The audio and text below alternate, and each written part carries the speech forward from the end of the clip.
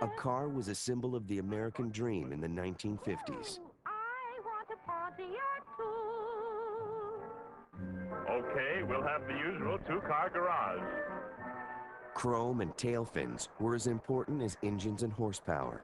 They brought status, style, and romance. On our first date, on our blind date, I think we stayed out, went to a show, but we didn't see much of it. the show that we went to was right here, at the old drive-in Thunderbird Drive-In Theater. I was real bashful, mostly bashful talking to the boys. The girl didn't make me bashful.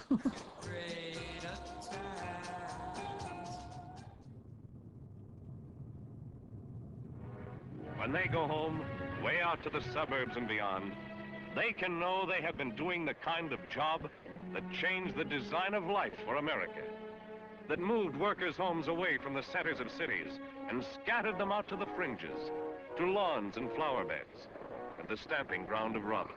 Developers were helping to create a suburban nation. They were offering people the American dream, your own little plot of land. And to do that, they had to move further away from the main city. On our part, it wasn't a conscious thing. That's just where they were.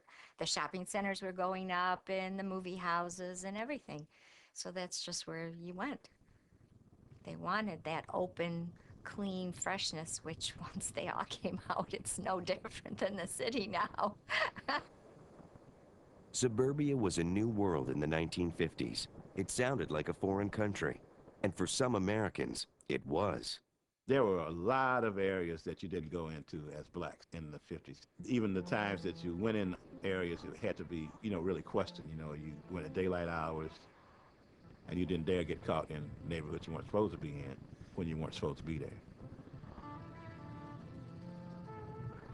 So you never really got a chance to see a lot of suburban life, except on our little travels on Sunday when Dad would take us around and we'd ride around and see other neighborhoods. Hardly ever got out of the car. Black and white may have been at odds in Detroit, but in the South, they were separated by law. The Supreme Court had declared segregation unconstitutional in 1954, but this marked the beginning of the civil rights struggle, not its end.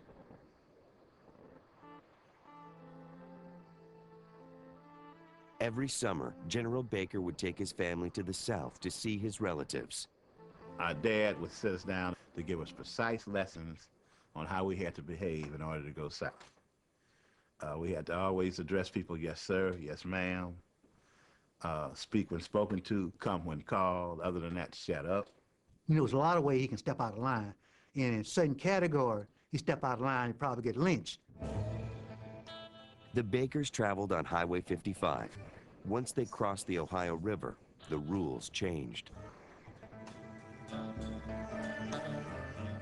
Even if there were motels or stop-offs that wasn't accessible normally for blacks, or you had separate black entrances, so you had to take your own toilet paper, hand towels, stuff like that.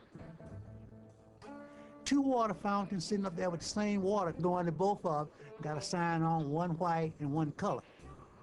You'd have to watch out on the road. Oftentimes, truckers would try to run your cars off the road, so you'd have to duck those and at the same time fight your way south. Defiance of segregation had always existed in a million private ways, but now it was out in public, and it was organized. Nonviolent resistance to white supremacy spread across the South, followed by a desperate white backlash.